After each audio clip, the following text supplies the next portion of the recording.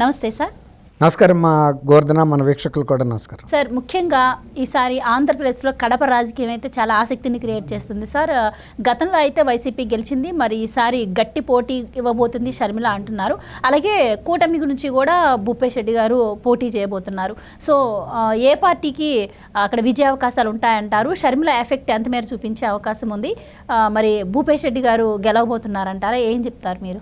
ఇప్పుడు కడప లోక్సభ నియోజకవర్గం అనేది రెండు తెలుగు రాష్ట్రాల్లోనూ చాలా ఉత్కంఠ రేపుతా ఉందమ్మా. అసలు అక్కడ ఉన్న రాజకీయ పరిస్థితి కూడా మిగిలిన రాష్ట్రానికి సంబంధించి మిగిలిన ఆంధ్రప్రదేశ్లో రాజకీయ పరిస్థితి వేరు, కడప లోక్సభ నియోజకవర్గంలో రాజకీయ పరిస్థితి వేరు. అక్కడ కొన్ని ప్రత్యేకమైన పరిస్థితుల మధ్యలో ఈ ఎలక్షన్ జరుగుతుంది.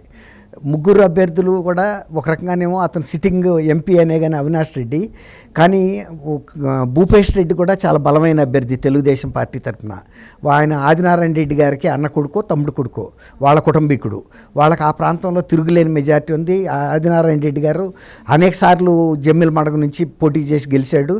అక్కడ ఆ ప్రాంతంలో ఆయనకి తిరుగులేని పేరుంది అక్కడ. అందుకే జగన్మోహన్ రెడ్డి గారు ఈ వివేకానంద రెడ్డి గారు వచ్చే నింద కూడా ఆయన మీద కూడా వేసాడు. చంద్రబాబు నాయుడు గారు, లోకేష్, బీటెక్ రవితో పాటు ఆదినారాయణ రెడ్డి గారి మీద కూడా వేసాడు. ఆదినారాయణ రెడ్డి గారు ఒక సవాల్ ఇసిరాడు, ఎప్పుడు ఎక్కడైనా సరే దీని మీద కనుక విచారణకి దేనికైనా నేను సిద్ధం, ఉరి కంబం ఎక్కడానికైనా సిద్ధం, సిబిఐకి ఇచ్చి ఎంక్వైరీ చేయించమని ఆ రోజే ఆయన బాహాటంగా బయటకు వచ్చి చెప్పాడు అందరితో పాటు. అయితే ఇక్కడ జరుగుతుంది ఏంటంటే, వివేకానంద రెడ్డి గారి హత్యకు సంబంధించి ఇప్పటికీ 5 సంవత్సరాల తర్వాత కూడా ఆ ప్రాంతంలో ప్రజల్లో ఒక ఎమోషన్ అనేది ఉంది. ఆయన ప్రతి కుటుంబంతోనూ ఇంతో అంతో అవినాభావ సంబంధం కలిగిన వ్యక్తి. ఆయన రాజశేఖర్ రెడ్డి గారి కన్నా కూడా అక్కడ ఎక్కువ పాపులారిటీ వివేకానంద రెడ్డి గారికే ఉంది. ఈవెన్ ఇప్పుడు ముఖ్యమంత్రి జగన్మోహన్ రెడ్డి గారికి కూడా అంత పరపతి లేదు. మొన్న భారతీ గారు పులివెందుల్లో ప్రచారానికి వెళ్తే ఆమెను ఏ విధంగా ప్రశ్నల వర్షం కురిపించారో నిలబెట్టారో తెలుసు. అదే వివేకానంద రెడ్డి గారు వెళ్తే అట్లా ఉండదు. అసలు వివేకానంద రెడ్డి గారు వెళ్తే ఏ ఇంటికి వెళ్ళినా కూడా రెడ్ కార్పెట్ వెల్కమ్, ఒక దేవుణ్ణి చూసినట్టు చూస్తారు. అయ్యా మీరుండగా మాకెందుకు, మీకే ఓటు అని చెప్పి పంపిస్తారు. అసలు ఆయన వెళ్ళి అడగాల్సిన అవసరం కూడా లేదు. అట్లా బజారంటే ఆయన నడుచుకుంటూ వెళ్ళిపోతే చాలు, అంత స్వాగతం పలుకుతారు ఆయనకి. కాకపోతే ఇప్పుడు ఆయన హత్యే ఒక ప్రధాన ఇష్యూగా అక్కడ ఎలక్షన్ జరుగుతుంది కాబట్టి ఒక భావోద్వేగమైన పరిస్థితుల్లో ఇది ప్రత్యేకమైన వాతావరణం అని చెప్పాలి.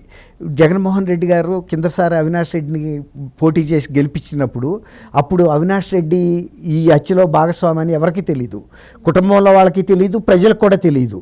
కాబట్టి ఆయన అక్కడి నుంచి గెలిపించారు. ఇప్పుడు కుటుంబంలో వాళ్ళకి తెలుసు, బయట ఓటర్లకు కూడా తెలుసు. అయినా కూడా ఇవాళ కూడా జగన్మోహన్ రెడ్డి గారు ఆయన్ని సమర్థించాడు. ఆయన చేయలేదు, ఇందులో ఆయనకి ఏం భాగస్వామ్యం లేదు, పాత్ర లేదు, ఆయన నిర్దోషి కాబట్టే నేను నిలబెట్టానని చెప్పాడు. వీళ్ళందరూ కూడా ఇప్పుడు షర్మిల గారు పిసిసి అధ్యక్షురాలుగా కాంగ్రెస్ అభ్యర్థిగా పోటీ చేస్తున్నారు. గతంలో రాజశేఖర రెడ్డి గారు కూడా ఆ నియోజకవర్గం నుంచి కాంగ్రెస్ అభ్యర్థిగానే పోటీ చేసి గెలిచారు. అసలు ఇప్పుడు వైఎస్ఆర్సీపీ పార్టీలో ఉన్న అభిమానులు ఎవరైనా సరే ఓటర్లు కానీ వాళ్ళు కాంగ్రెస్ ఓటర్లన్నా అయి ఉండాలి, లేదంటే రాజశేఖర రెడ్డి గారి అభిమానులన్నా వ్యక్తిగత అభిమానులు అయి ఉండాలి. అంతే తప్ప వైఎస్ఆర్సీపీకి అంటూ ప్రత్యేకంగా ఓటర్లు 1% కూడా లేరు. కేవలం అప్పుడు కాంగ్రెస్ ఇక్కడ లేకుండా పోయింది రాష్ట్ర విభజన తర్వాత. వీళ్ళు వైఎస్ఆర్ కాంగ్రెస్ అని పెట్టారు కాబట్టి అందులో రాజశేఖర రెడ్డి గారు అబ్బాయి కాబట్టి ఈయన పార్టీలో చేరారు. అలాగే రాజశేఖర రెడ్డి గారు వ్యక్తిగత అభిమానులు కూడా ఈ పార్టీలో ఉన్నారు. ఇప్పుడు పోటీ చేస్తున్నది కాంగ్రెస్ ఫస్ట్ టైము ఒక మంచి క్యాండిడేట్, అందులో రాజశేఖర రెడ్డి గారు కుమార్తె పోటీ చేస్తుంది. ఆయన ఎలా మాట్లాడతాడో షర్మిల గారు అలా మాట్లాడుతుంది. ఆయన ప్రజలతో ఎలా మమేకం అవుతాడో షర్మిల గారు అలా మమేకం అవుతుంది. అంటే ఆయనకి నిజమైన వారసురాలుగా ప్రజలు కూడా ఆమెని గమనిస్తున్నారు. రెండోది, ఈయన వివేకానంద రెడ్డి గారు కూడా షర్మిల్నే అక్కడి నుంచి ఎప్పటికైనా పోటీకి దింపాలి తప్ప వేరే కుటుంబీకులు అవినాష్ రెడ్డి లాంటి వ్యక్తిని అక్కడి నుంచి పోటీకి కోరుకోలే. కాబట్టి ఆయన విష్ కూడా అదే. సునీత గారు కూడా ఈమెకి సపోర్ట్ చేస్తుంది, సౌభాగ్యం గారు సపోర్ట్ చేస్తుంది. మేమందరం కూడా ఆయన ఆత్మశాంతి కోసం పోరాడుతున్నాము. ఆయన్ని ఒక కుట్రతో చంపేశారు వీళ్ళందరూ. ఇంకా మళ్ళీ అదే రక్తపు చేతులతో వచ్చి మీ దగ్గర ఓట్లు అడుగుతున్నారు. ఇలాంటి అవినీతి పరుల్ని, హంతకుల్ని మీరు దూరంగా పెట్టండి, డబ్బుకు లొంగొద్దు అని వీళ్ళిద్దరు కూడా బాగా విస్తృతమైన ప్రచారం చేస్తున్నారు. ఇప్పుడు వాళ్ళు కనుక ఓట్లు చీల్చుకుంటాం అంటూ జరిగితే అది అవినాష్ రెడ్డి గారికి దెబ్బ కొడుతుంది. ఎందుకంటే రాజశేఖర రెడ్డి గారి అభిమానులు షర్మిల గారి ఆకర్షితులు అవుతారు. కాంగ్రెస్ అభిమానులు కాంగ్రెస్ పార్టీ తరపున పోటీ చేస్తుంది కాబట్టి అట్లా కూడా ఆకర్షితులు అవుతారు. ఆ రకంగా ఓట్లు కనుక చీలిపోయే పరిస్థితి వస్తే ఇది కనుక సెంటిమెంట్ ఎంత గట్టిగా పనిచేస్తే అంత. ఇప్పుడు భూపేష్ రెడ్డి గారు అన్నాడు. భూపేష్ రెడ్డి గారికి ఒక తెలుగుదేశానికంటూ మొదటి నుంచి ఒక పర్సంటేజ్ ఆఫ్ ఓట్స్ ఉన్నాయి. తర్వాత ఈ కేసులో అన్నెసరిగా చంద్రబాబు నాయుడు గారిని హంతకులుగా చేశారు, ఆయనకి పాపం పుణ్యం తెలియదు, ఈ కేసులో చేసింది వేరు, పాపం మోసింది చంద్రబాబు గారు. కిందటి ఎన్నికల్లో కూడా ఆయన ఓడిపోయాడు. ఇది ఈ అనవసరపు కేసును ఎత్తిన వీళ్ళు చేసిన ఆరోపణలతో.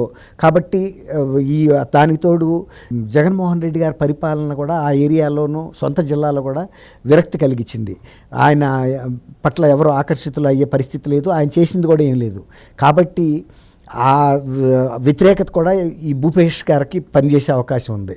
ఆదినారాయణ రెడ్డి గారి వాళ్ళ ఫ్యామిలీ నుంచి వచ్చాడు కాబట్టి ఆదినారాయణ రెడ్డి గారి మీద ఆయనకి అక్కడ బ్యాడ్ పరిస్థితులు ఏం లేవు. ఆయన్ని అంతకుడని వీళ్ళు ముద్రలేసినా ఆయన సిద్ధపడ్డాడు. నేను ఉరికంపం అయినా ఎక్కుతాను, నేను ఈయన ఎందుకు హత్య చేస్తాను. వివేకానంద గురించి బాగా చెప్పాడు ఆయన. వివేకానంద రెడ్డి గారు మంచి వ్యక్తి, అసలు ఆయన చంపే అవసరం ఎవరికీ ఉండదు, నాకెందుకు ఉంటుంది, నేనేమన్నా ఆయనతో నాకు వ్యక్తిగత విభేదాలు ఏమున్నాయి, ఉన్నా కూడా నేను చంపేటంత విభేదాలు మాకు లేవని కూడా చాలా స్పష్టంగా చెప్పాడు. నేను ఖండిస్తున్నాను అని చెప్పాడు. ఇంత ఘాతుకంగా చేసిన ఎవరైనా ఉరికంపం ఎక్కాలని కూడా ఆయన ఆ రోజే చెప్పాడు, నేనైనా సరే ఇంకెవరైనా సరే అని. అట్లాంటిది మరి వాళ్ళ సొంత కుటుంబీకులు అన్నప్పుడు వాళ్ళ భూపేష్ మీద తెలుగుదేశం మీద సానుభూతి ఉంది. ఎందుకంటే వీళ్ళేమి అంతకులు కాదు, అంతకులు ఉండాలని వ్యతిరేకిస్తారు కానీ వాళ్ళకి ఏ పాత్ర లేదు. ఇంకా పైగా వాళ్ళు వివేకానంద రెడ్డి గారిని కీర్తిస్తూ మాట్లాడారు. వివేకానంద రెడ్డి గారు రాజకీయంగా మాకు వ్యతిరేక పార్టీ అయినా కూడా వ్యక్తిత్వ పరంగా వివేకానంద రెడ్డి గారు గొప్ప వ్యక్తి, ఆయన అందరికీ సహాయం చేసే గుణం ఉంది. తర్వాత ప్రతిపక్ష నాయకులతో కూడా ఆయన ఎప్పుడు దురుసుగా ప్రవర్తించడం కానీ ఇలాంటి దాడులు ఆయన ఎప్పుడు చేయలే, ప్రజాస్వామ్యతంగా ఉండేవాడు. మేమందరం కూడా ఎప్పుడు కూడా ఒకళ్ళనొకళ్ళ మాట అనుకోలేదు. కాబట్టి ఆ హత్య మాకు కూడా బాధ కలిగిస్తుందని చెప్పాడు. నాకు ఒక కుటుంబ సభ్యుడిని కోల్పోయినంత బాధగా ఉంది, అందులో మా ప్రాంతంలో జరగటం ఇలాంటి హత్య మా అందరికీ కూడా తలవంపులుగా ఉందన్నాడు. అంత క్రూరంగా చంపారు, మాకే తలవంపులుగా ఉంది. ఫ్యాక్షన్ అంటే ఎప్పుడైనా వ్యతిరేకంగా పడి కత్తులతో నరుక్కుని గొడ్డలతో నరుక్కుని చచ్చిపోవటానికే పెద్ద తప్పు కాదు, అది ఛాలెంజ్గా ఉంటుంది. అంతేగాని ఈ రకమైన హత్య చేసి అది మేము చేసామంటాం. వాళ్ళు వెళ్ళి అర్ధరాత్రి పూట కోల్డ్ బ్లడెడ్గా చంపాల్సిన అవసరం ఆదినారాయణ రెడ్డి గారు లాంటి వ్యక్తిత్వం ఉన్న మనిషికి ఏముంటుంది? ఏదైనా తగాదా ఉంటే బయట చూసుకుంటారు. అంతకుముందు బాంబుల శివారెడ్డి గారిని ఉండేవాడు జమ్మలమడుగు, ఆయన్ని బాంబులు వేసి ఇక్కడే చంపారు మన హైదరాబాదు సత్సాయి నిగమాగమం దగ్గర. అట్లా పట్టపగలే ఒక పెళ్ళికి వచ్చాడు ఆయన మధ్యాహ్నం పూట, ఆయన భుజం తెక్కి కింద పడిపోయింది అక్కడే. అట్లాంటి హత్యలు అవి చూశారు కానీ అది ఆయన బాధపడ్డాడు. అలాంటి కోల్డ్ బ్లడెడ్ మర్డరర్స్ మేమని, అట్లాంటి నీతి తక్కువ వాళ్ళమా మేమని. ఇప్పుడు ఆ నీతి తక్కువ పని వాళ్ళింట్లోనే జరిగింది కాబట్టి జనం కూడా వాళ్ళని అసహించుకుంటారు కానీ భూపేష్ రెడ్డి కుటుంబాన్ని అనరు కదా. వీళ్ళకి రాజకీయంగా విభేదాలు ఉండే అట్లాంటి పిచ్చి పనులు చేయరు, పిరికి పనులు చేయరు అనే పేరు వాళ్ళకుంది. కాబట్టి ఒక రకంగా ఇవాళ అడ్వాంటేజ్ ఈయనకి రావచ్చు. లేదు బాగా సెంటిమెంట్ కనుక పనిచేసి సునీతకి అన్యాయం జరిగిందంటే షర్మిలనే గెలవచ్చు. కానీ అవినాష్ రెడ్డి అయితే గెలిచే అవకాశం అక్కడ లేదు. ఉంటే తెలుగుదేశం, లేదంటే షర్మిల. ఎందుకంటే వివేకానంద రెడ్డి గారి హత్య మీద కేంద్రీకృతమై జరుగుతున్న ఎన్నిక ఇది. కాబట్టి దీనికి ఇక్కడ ఉండే పరిస్థితులు పరిణామాలు వేరేగా ఉంటుంది. ఇతర చాట్లంతా తెలుగుదేశం ఫుల్ ఎడ్జ్లో ఉంది.